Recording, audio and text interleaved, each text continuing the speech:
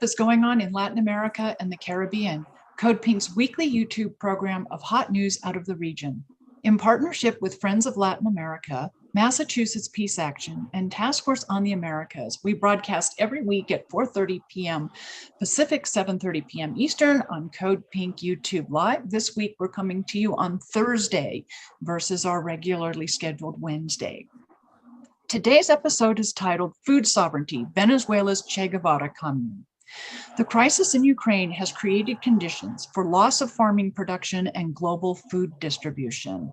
Already there exists a shortage of fertilizer and an increase in energy costs that will affect food production, transportation, and distribution.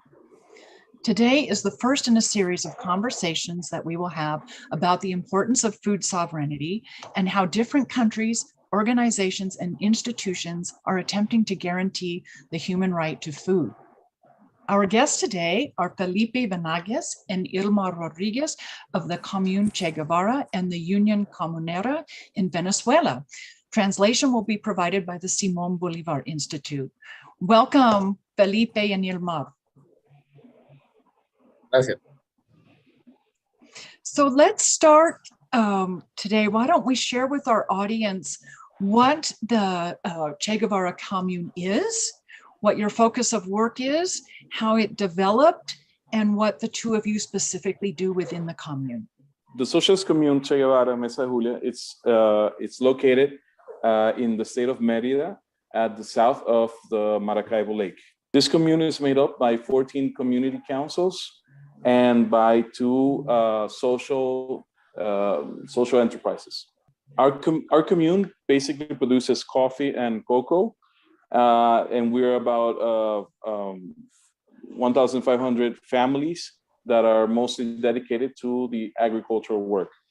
So our families collect coffee and cocoa, and what the commune does is to try to obtain the best price for our production. Is the production for domestic or export consumption? The production is for local and national consumption. So the idea of the commune is to socialize that production by generating better working conditions for the communities and at this territory. Out of this experience, the commune is now participating in a wider space for gathering, which is what we call today the communal union, the Unión Comunera. This space just groups 60 communes from all over the country in a wider space. The communal union basically poses the idea of widening the economic and political working sphere of the communes at the national level. So in the same way that a commune involves several community councils, the communal union basically groups different communes, giving it a wider territorial space of action. Is the union of communes all food production, agricultural based, or is it a mix of industries? So the Union of Communes groups different types of communes throughout it's really a territorial type of organization where you can have communes from both city or from rural areas. So it involves a wider range of action. The idea of the Union of Communes is that we can generate strength in all aspects of production, and that you can have both industrialization as well as distribution of products. This is like very impressive. So let me ask, this is clearly for many in our audience, a really good economic structure to develop domestic production in all forms. And also it's an excellent tool for combating unilateral coercive measures or sanctions, as more commonly known. Is this, how do you how do you see your role in that? I'm sure it's extraordinarily important. Sanctions, unilateral sanctions, have affected the sources of economics in all throughout the country. At this moment of crisis, the commune has really been a space for resistance to these actions.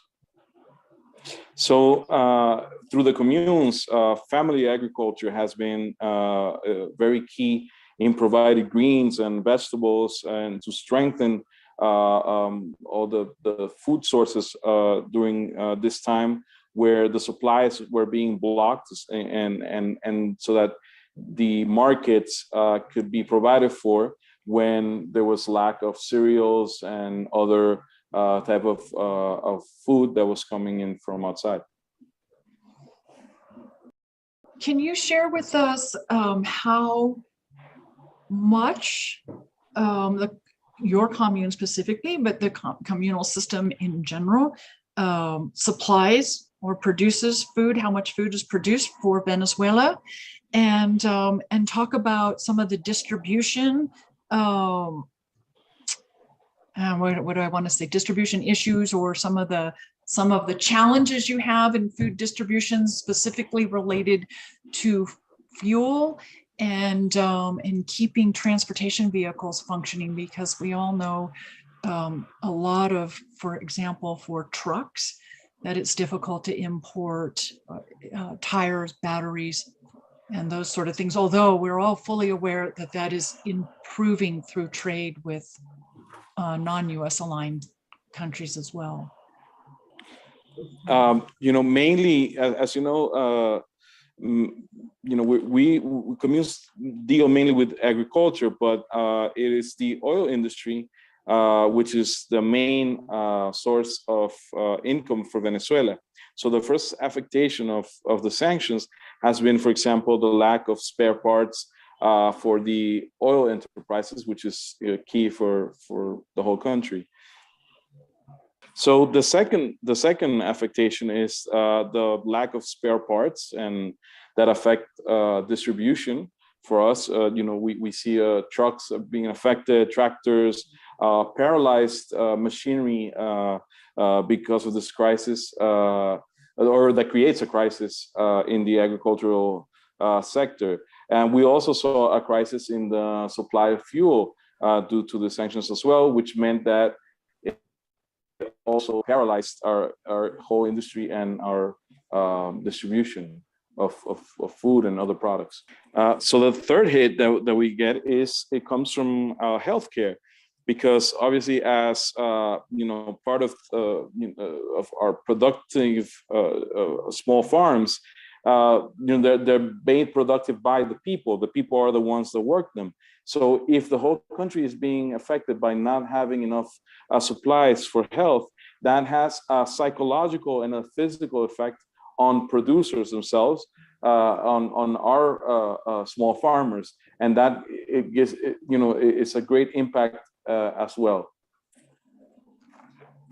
So this is just really so important for our audience to understand how wide the ripple out effect of sanctions, and there's so many people think it's simply sanctioning government officials and corporate leadership, etc. But this really goes right down to the community level and affects all aspects of life. And I think what you're sharing with us is so important, and it's to see you. It's amazing what you have achieved, and I wonder. I understand that your commune also helps in training other communes and educating and training other communes, specifically agriculture. Can you share with us what that training and people-to-people work involves across Venezuela?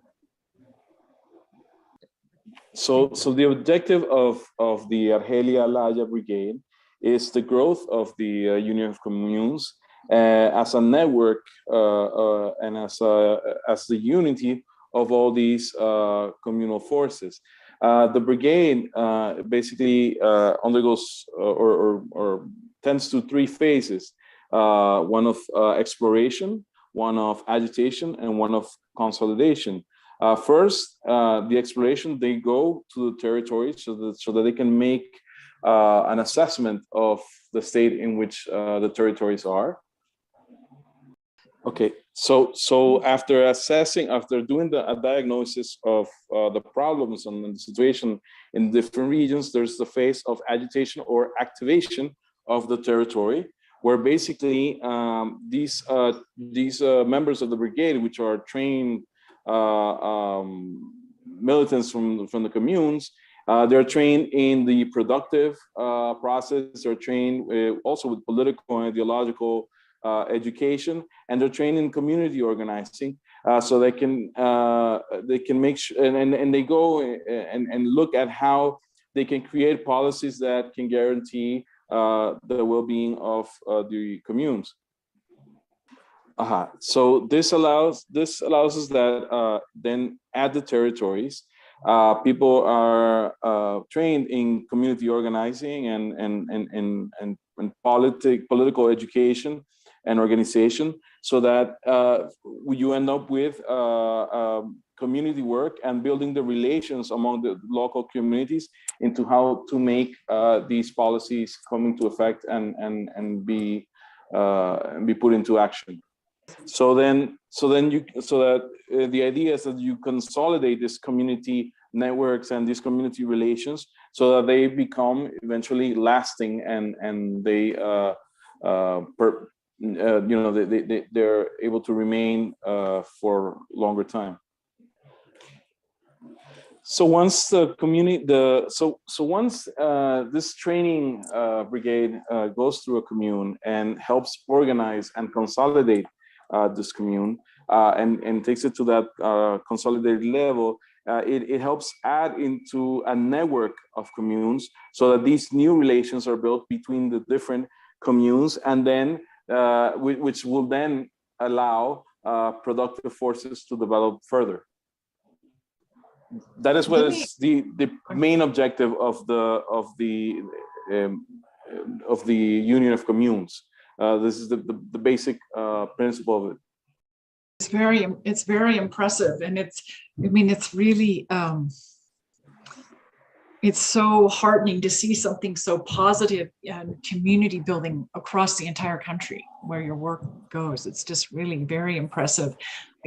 I'm assuming, and perhaps I'm wrong, I'm assuming that the communes are all people owned, people operated, clearly. The labor is all provided, and the ownership is by the people as well. Is that correct? It's social ownership, I guess, is the correct way to phrase it. So yes, so the communes are social organizations. They're born out of the and they're born out of the grassroots. This was of course a policy promoted by President Chavez, but these are organizations that are born out of grassroots and base organizations, and to basically consolidate what is the people's power, the people themselves being organized into a popular organization. So the people have control. The people have control of the means of production, the land, the distribution, all of it, versus the privatization of farming specifically that we see in the United States and Western Europe. Can you, so this is very exciting to share.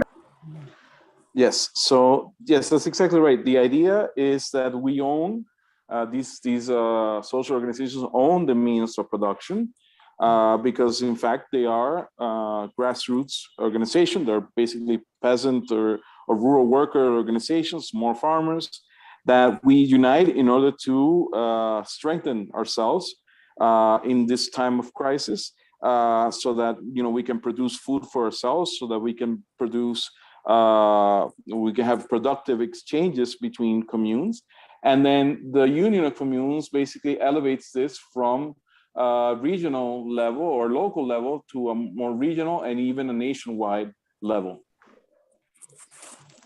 So what is so you have so the union elevates all, collectively elevates all of your work across the country. What is the relationship between the union and the government in Caracas? Is it a symbiotic relationship? There's a lot of support going up and a lot of support and encouragement from the national government as well.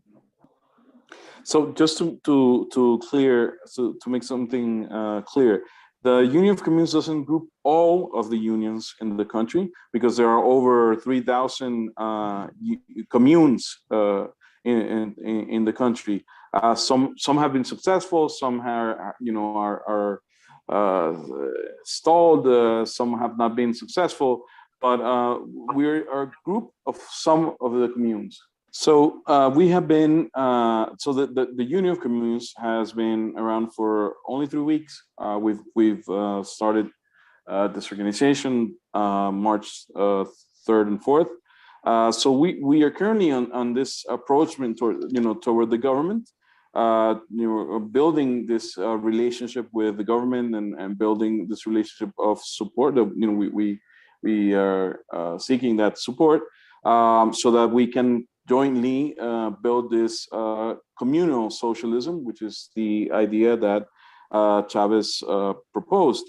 So right now we're in that process of building that relationship, because we've just been created. Communes are also a form of self-government. So it's sort of the joining of both constituted power as well as constituent power, which we're trying to put into place.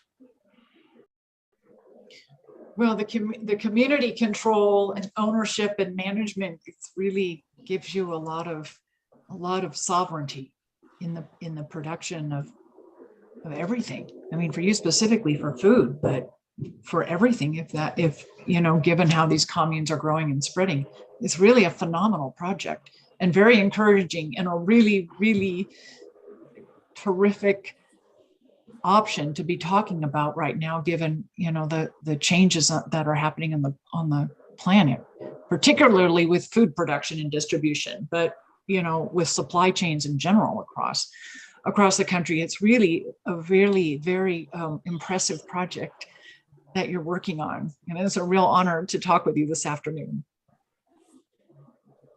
Is there anything you'd like to share with our audience before we wrap up today's program? Anything that you particularly want to share that needs to be said to our audience? Well, I would just say as a last comment, we are the Union of Communes. It's not an absolute thing. It's not it's not all wonderful. We're still in the process of making this space. Of course, there's still problems that we have to deal with, but it is important that this is a space where we can now strive towards that communal socialism that we want to build. That we want to make a reality throughout all our territories, strong and consolidated community organizations, so that we can have improvements for our economy and for our way of living. Thank you so much. Thank you so much, Felipe and Hilmar. What a pleasure to meet both of you and to talk with you today. Really, I'm so impressed with your work, and it's just such wonderful inspiration and encouragement for seeking an alternative, and it seems to be a successful alternative. So thank you for your time today. Muchísimas gracias. At the end is me.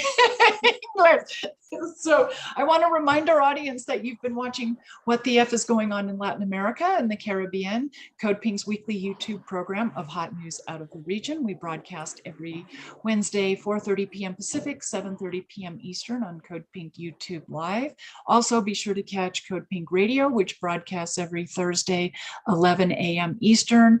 on WBAI out of New York City and WPFW out of Washington, D.C. Both programs can be found on Apple Podcasts as well. So thank you, everyone, and we'll see you next week.